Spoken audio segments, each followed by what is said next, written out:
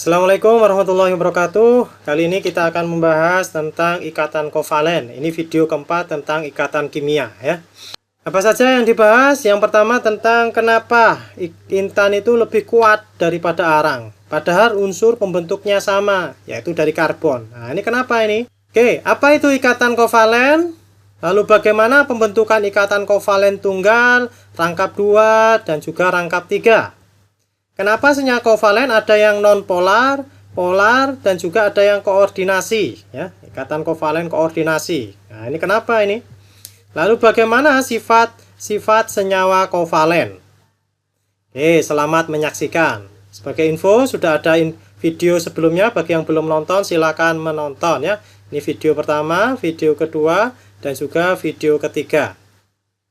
Oke, yang pertama, kenapa intan lebih kuat dari arang, padahal unsur pembentuknya sama? Berarti ini pembahasan ini berkaitan dengan struktur daripada atom-atom yang berada di dalam intan ataupun yang berada di dalam arang. Nah, ini coba Anda lihat C ya, ini atom C yang hitam-hitam ini ya.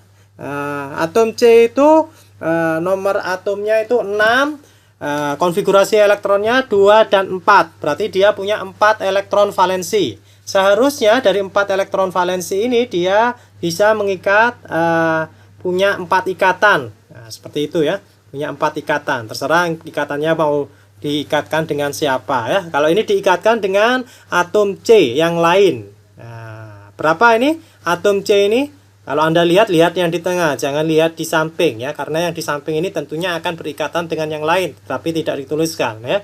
Oke, saya tunjukkan dengan pointer ini. Oke, ini dia mengikat 5 atom yang lain ya. 5 atom yang lain. Loh, kok bisa Pak? Bagaimana? Ini jumlahnya ya. 1, 2, 3 ke atas dan juga ke bawah 5. Berarti menyalahi dari 4 tadi itu. Kalau seharusnya itu ada 4 ikatan ya. Jadi normalnya atom C itu mempunyai 4 ikatan. Berarti ini ada 5, karena itu bagian atas dan bawah ini digambarkan dalam bentuk ini ya, garis putus-putus. Ini menunjukkan ikatannya tidak penuh atau setengah ikatan ya. Ini ada 3 ikatan penuh. Seperti itu. Lalu ditambah setengah ke atas dan setengah ke bawah.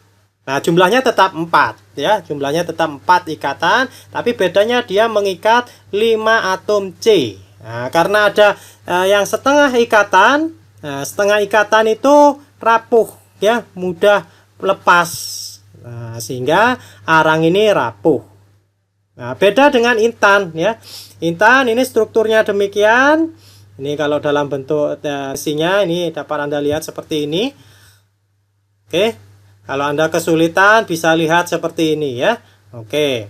Intan ini biasanya untuk perhiasan dan juga bisa digunakan untuk memotong kaca. Nah, ini intan ini nih atom C-nya berikatan dengan 4 atom C yang lain. Nah, tidak ada ikatan yang setengah sebagaimana yang terjadi pada arang. Nah, sehingga ini ikatannya penuh 4-4-nya ya, tanpa ada setengah ikatan. Karena ikatannya penuh dan juga strukturnya rapat, dia intan ini kuat ya, lebih kuat daripada arang. Ikatan apa yang terjadi antar atom C yang terdapat pada intan dan arang? Oke, dijawab. Oke, ikatannya ikatan kovalen ya, ikatan kovalen. Ikatan kovalen atau kovalen bonding. Ini teori Kosel, sebagaimana teori Kosel yang saya jelaskan pada materi sebelumnya, ini bisa menjelaskan tentang ikatan ion. Ya, terjadi serah terima elektron. Teori Kosel itu bisa menjelaskan ikatan ion, tetapi dia gagal menjelaskan ikatan yang terdapat pada H2 dan CH4. Kenapa gagal? Di H2, misalkan contoh ini yang saya gunakan, hidrogen membentuk molekul hidrogen. Ini tanpa terjadi serah terima elektron ya. Elektronnya di sini digunakan secara bersama ya. bukan serah terima elektron. Karena itu ilmuwan yang lain, Lewis dan Langmuir, ini yang paling terkenal ini Lewis-nya ya, berhasil menjelaskan ya, menjelaskan apa? Menjelaskan ikatan kovalen yang terjadi karena pemakaian bersama pasangan elektron untuk berikatan. Ya, jadi tidak sampai terjadi serah terima elektron, tetapi pasangan elektronnya digunakan secara bersama. Ya, nah, ini juga berhubungan nanti dengan struktur Lewis. Ya, bagaimana struktur Lewis penggambarannya bisa dilihat di video pertama. Oke, ada juga berkaitan dengan perbedaan elektronegativitas. Nah, perbedaan elektronegativitas ini bisa digunakan untuk meramalkan jenis ikatan ya, karena kalau perbedaan elektronegativitasnya lebih dari 1,5, ikatannya ionik ya. Contoh NaCl, LiF dan lain sebagainya ya. Kalau kurang dari 1,5 itu ikatannya kovalen ya. Bisa ikatan kovalen polar. Kalau perbedaannya besar tapi kurang dari 1,5 ya, misalkan HCl. Ini HCl ini ikatan kovalen polar karena ada kutub negatif, ada kutub positif. Lalu kalau perbedaan keelektronegatifannya kecil, maka yang terjadi adalah ikatan kovalen non-polar. Jadi dari sini ikatan kovalen dapat diklasifikasikan menjadi ikatan kovalen non-polar, ikatan kovalen polar, dan ikatan kovalen koordinasi ya. Ada 3 jenis ya. Pada awalnya 2 jenis ini ya, ikatan kovalen polar dan juga ikatan kovalen non polar. Pada awalnya ini. Tapi perkembangan teori selanjutnya ada juga ikatan kovalen koordinasi. Pada 2 jenis ini, ikatan kovalen non-polar dan ikatan kovalen polar, ini pasangan elektron ikatan berasal dari atom-atom penyusunnya. Dari atom-atom penyusunnya ya. Nah, misalkan atom penyusunnya itu ada 2. Misalkan ini ya, H dengan H. Maka 1 elektron dari H ditambah dengan 1 elektron dari H yang lain membentuk ikatan kovalen ya. Karena elektronegativitasnya, perbedaan elektronegativitasnya 0 atau sedikit, maka disebut dengan ikatan kovalen non-polar. Begitupun dengan kovalen yang polar ya. Jadi elektronnya itu berasal dari atom-atom penyusunnya. Beda dengan ikatan kovalen koordinasi. Ikatan kovalen koordinasi ini pasangan elektron ikatan berasal dari salah satu atom penyusunnya. Ya, dari salah satu, bukan dari atom-atom penyusunnya, dari dua-duanya atau tiga-tiganya tidak, tapi dari salah satu atom penyusunnya. Oke, ikatan kovalen non-polar itu tidak bermuatan. Nah, tidak terjadi pengkutupan. Perbedaan keelektronegatifannya kecil ya. Apalagi unsur-unsur yang sama, ini perbedaan keelektronegatifannya 0. Ada juga misalkan unsur-unsur yang tidak sama, misalkan ini CH4. C dikelilingi oleh H sebanyak 4. Ini juga ikatan kovalen non-polar. Kalau ikatan kovalen polar ini bermuatan sebagian. Ingat, muatannya sebagian, tidak penuh. Kalau muatannya penuh, itu ikatan ionik. Ini muatannya sebagian. Contohnya apa? HCl, ya, muatan sebagian positif pada H-nya dan sebagian muatannya negatif yang terdapat pada Cl. Contoh yang lain CH4Cl, ya. Ini beda dengan mohon maaf, ini seharusnya CH3Cl ya, CH3Cl. Beda dengan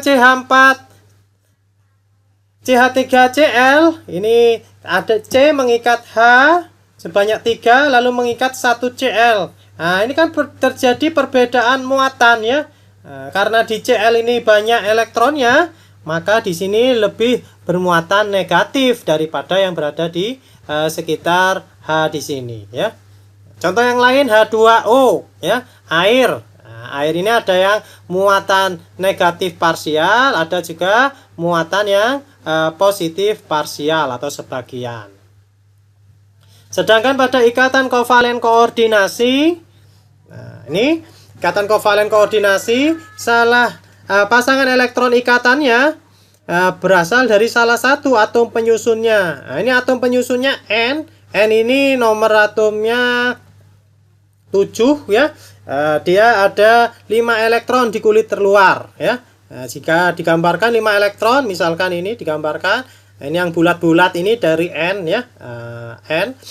Lalu ada sisa 2 elektron bebas ya. Ya, ini 2 elektron bebas, ini menjadi pasangan elektron bebas. Nah, jadi pasangan elektron bebas tidak digunakan untuk ikatan. Kalau ini digunakan untuk ikatan, menjadi ikatan kovalen ya. Ketika ada H+, H+ ini sudah nggak punya elektron karena satu elektronnya lepas menjadi H+, ya. Nah, ini bisa berikatan antara NH3 dengan H+ melalui apa? Ikatan kovalen koordinasi, ya. Nah, nanti kalau mau dilanjutkan ini NH4+ ini bisa berikatan dengan Cl- menjadi NH4Cl. Nah, ikatannya apa kalau NH4Cl? Antara NH4+ dengan Cl- itu ikatan ion. Oke, jenis ikatan kovalen berdasarkan jumlah ikatan. Jadi ada kovalen tunggal, penggunaan sepasang elektron secara bersama. Ada contohnya ini ya, HCl. Nah, ini saya gambarkan struktur Lewisnya juga supaya mudah. Oke, nah, struktur Lewis ketika menjadi ikatan ya, ini digambarkan dalam bentuk garis seperti ini ya. Oke.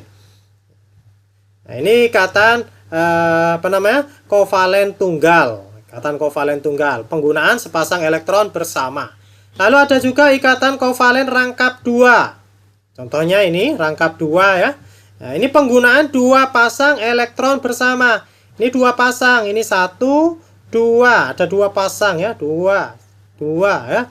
Nah, ini 1, 2. Nah, jadi ada 2 pasang digunakan secara bersama. Nah, ini namanya ikatan kovalen rangkap 2. Nah, ini memenuhi oktet juga ya, oktet ya. Ini 8, 8, 8. Begitupun yang di sini ya.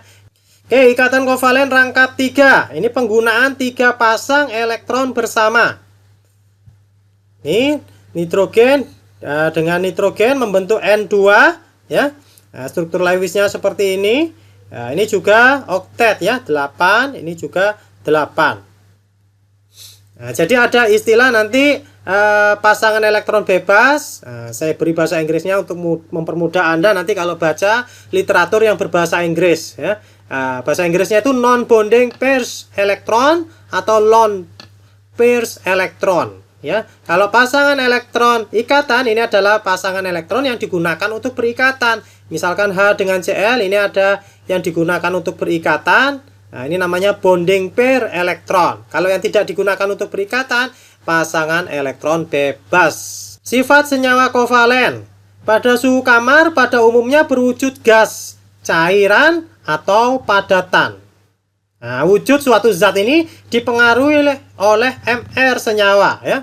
Makin berat massa atom tersebut, maka wujudnya makin berupa padat ya. Selain dipengaruhi oleh MR senyawa, juga dipengaruhi oleh gaya antar molekulnya. Nah, gaya antar molekul ini adalah gaya yang mengakibatkan antar molekulnya itu berinteraksi ya, atau berikatan. Tapi ikatannya biasanya lebih lemah daripada ikatan yang berada di dalam senyawa itu sendiri. Oke, contohnya ini ya. Ini sudah saya beri gambaran yang bagus tentang ini. Ini cairan brom. Nah, brom ini Br2 ya, Br2. Nah, di dalam kelompok halogen, Fanta, Coca-Cola, bir, hitam, hati-hati. Ya, hafalannya kemarin diingat lagi ya. Brom ini bentuknya cairan. Cairan. Sedangkan yang MR-nya lebih tinggi yaitu iodin, I2 itu bentuknya padatan. Seperti ini ya. Tapi sama-sama bentuknya itu berupa molekulnya itu molekul unsur I2 ya, tapi beda dalam wujudnya. Ini wujudnya padat, sedangkan Cl2 ini MR-nya lebih kecil daripada Br, apalagi dengan I2 ya. Jadi Cl2, F2, MR-nya lebih kecil itu wujudnya berupa gas. Lalu ada lagi padatan fosfor. Fosfor itu P4 ya. P4 ini berupa padatan ya, padatan yang berwarna ini merah. Kalau gas klor ini kuning kehijau-hijauan. Lalu ada juga padatan belerang ya, belerang. Nah, ini S8, ini warnanya kuning, ini juga berupa padatan. Ada lagi padatan arang ya. Nah, arang dengan intan sudah dibahas, yaitu ikatannya ikatan kovalen yang beda dari segi strukturnya ya. Nah, strukturnya ya. Intan lebih kuat.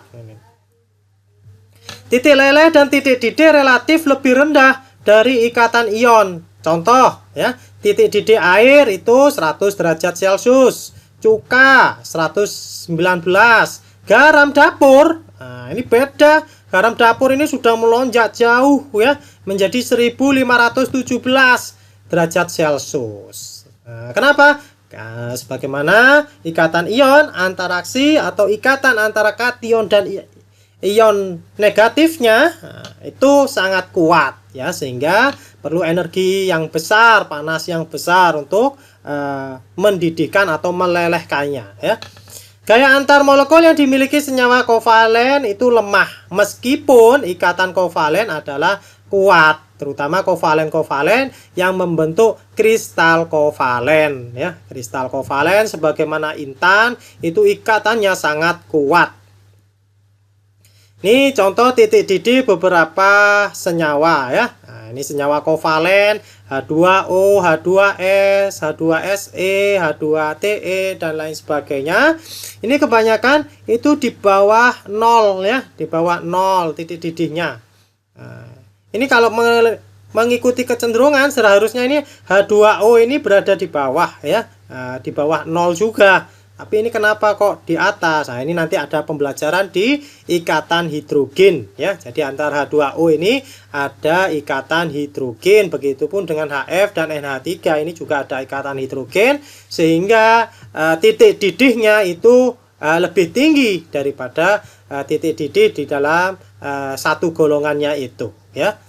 Ikatan hidrogen antar molekul H2O, HF dan NH3 itu lebih kuat. Oke, karena titik didih dari senyawa kovalen itu rendah, maka senyawa kovalen ini banyak diaplikasikan di kosmetik dan parfum.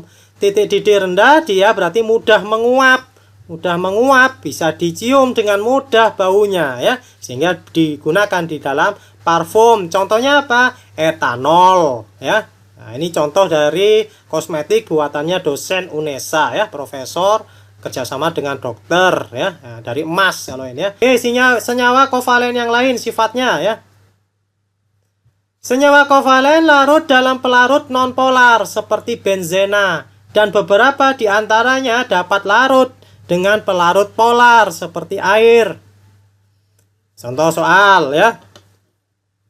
Zat terlarut NaCl, naftalena, dan gula masing-masing dimasukkan pada pelarut air, alkohol, dan benzena. Prediksikan siapa saja yang larut di air, siapa saja yang larut di alkohol, dan siapa saja yang larut di benzena di antara tiga zat berikut ya. Oke, saya permudah Anda dengan beri tambahan struktur dari benzena dan naftalena. Silakan Anda kerjakan dulu. Anda prediksikan ya. Pak, saya mau praktek, boleh ya. Misalkan gula Anda larutkan di dalam air, kira-kira larut apa enggak? Gula dimasukkan di alkohol, nah, boleh Anda praktek. Begitupun dengan NaCl maupun naftalena ya. Jika Anda punya bahan-bahannya, atau Anda praktek di lab juga boleh ya. Oke, sudah diprediksikan? Jawabannya adalah teng-teng. Oke, Anda cocokkan dengan jawaban ini ya. Jadi yang larut di dalam air yaitu NaCl, larut ya di dalam air. Anda masak menggunakan NaCl, alhamdulillah NaCl-nya larut di dalam air. Nah, gula juga larut di dalam air. Yang larut di dalam alkohol NaCl dan naftalena tidak larut, tetapi gula larut ya. Benzena, yang larut di dalam benzena siapa? Naftalena saja ya, kalau di antara tiga senyawa berikut ya. Nah, ini pertanyaan yang lebih sulit. Kalau tadi hanya memprediksikan, kalau ini alasannya ya, alasannya. Oke, silakan Anda jawab. Mengapa gula pasir ya larut dalam air dan alkohol, tetapi tidak larut dalam benzena, sedangkan naftalena larut dalam benzena, tetapi tidak larut dalam air maupun alkohol? Oke, Anda jawab. Oke, jawabannya adalah sebagai berikut. Gula pasir dan naftalena keduanya senyawa kovalen. Nah, sama-sama kovalen. Bedanya, nah, kan kovalen kan ada beberapa jenis. Ada kovalen polar dan non polar. Ada juga ikatan kovalen koordinasi. Ya, gula pasir merupakan senyawa kovalen polar, sedangkan naftalena itu kovalen non polar. Jadi gula pasir larut di dalam pelarut polar karena gula pasirnya sendiri polar, seperti hanya air dan alkohol. Pelarut polar ini air dan alkohol. Sedangkan naftalena larut dalam pelarut non-polar karena naftalena non-polar. Dia larutnya dalam pelarut non-polar seperti benzena. Simpulannya, senyawa kovalen polar akan larut dalam pelarut polar, sedangkan senyawa kovalen murni, nah, kovalen murni itu sebutan lain dari non-polar ya. Kovalen murni atau non-polar akan larut dalam pelarut yang juga non-polar ya. Alkohol yang bersifat kovalen polar akan larut dalam air yang juga bersifat polar, dan alkohol tidak akan larut dalam pelarut benzena. Oke, sifat senyawa kovalen yang lain yaitu baik padatan, leburan, dan larutan senyawa kovalen non-polar tidak dapat menghantarkan listrik karena tidak terjadi pemisahan atom-atom membentuk ion. Ya, sebagaimana kata kunci yang saya sebutkan pada video tentang ikatan ion. Jadi kalau atom-atom suatu senyawa itu bisa mengion, maka dia bisa menghantarkan listrik. Atau misalkan yang lain, elektron valensinya bisa bergerak bebas, dia juga bisa menghantarkan listrik sebagaimana pada logam ya. Jadi padatan, leburan, dan larutan kovalen non-polar itu tidak menghantarkan listrik, sedangkan larutan kovalen polar, nah, untuk kovalen polar seperti asam kuat, nah, sebagian ya, ingat, ini sebagian larutan kovalen polar seperti asam kuat ini dapat menghantarkan listrik. Asam kuat itu siapa saja, Pak? Nah, ini ya. Ini sudah saya beri tambahan tentang asam kuat. Asam kuat di dalam air itu terionisasi sempurna. Nah, derajat ionisasinya atau alfanya sama dengan 1, sehingga daya hantar listriknya kuat. Contoh asam kuat, nah, ya, asam nitrat, HCl, HBr, HI, H2SO4. Nah, ini cara menghafalkannya. Nah, ini saya beri cara menghafalkan. No cola bir hitam sulfat. Nah, kalau saya nggak mau ya, cola bir hitam sulfat nggak mau ya, bir apalagi ini haram ya, nggak mau. Nah, ini bisa menghantarkan listrik karena dia terionisasi sempurna jadi ion-ion. Ion-ion itulah yang dapat menghantarkan listrik. Manakah di antara bahan di bawah ini yang dapat menghantarkan listrik? Oke, silakan dikerjakan. Anda pause video ini, Anda prediksikan mana yang bisa menghantarkan listrik. Oke, sudah. Nah, ternyata setelah melalui uji coba, ya, loh Pak, saya kan belum menguji coba. Kan sudah saya beri teorinya. Dengan teori itu bisa memprediksikan. Itulah kehebatan orang yang menguasai teori, ya. Oke, prediksikan ini. Kira-kira ini yang menyala ini apa ini ya? Ya, sedangkan yang ini lampunya tidak menyala, ini kabelnya ini dihubungkan dengan arus listrik ya, baterai ataupun arus listrik dicopkan. Oke, yang tidak menyala ini apa? Oke, yang menyala ini apa? Oke, jadi jawabannya larutan CuSO4. Larutan CuSO4 ini larutan ion, sehingga dia terionisasi. Ini senyawanya senyawa ion CuSO4 menjadi Cu2+ dan SO4 2-. Nah, karena terionisasi dia bisa menghantarkan listrik sehingga lampu menyala. Sedangkan larutan gula itu tidak terionisasi. Walaupun gula itu adalah polar ya, tapi dia tidak terionisasi dalam bentuk larutannya, apalagi dalam bentuk padatannya ya. Atau lelehannya dia tidak terionisasi. Bagaimana dengan air? Oh, larutan gula aja tidak terionisasi ya, apalagi air yang sendirian. Kalau larutan gula itu campuran ya antara air dengan gula. Nah, berarti di sini gulanya pun tidak bisa menghantarkan listrik. Oke.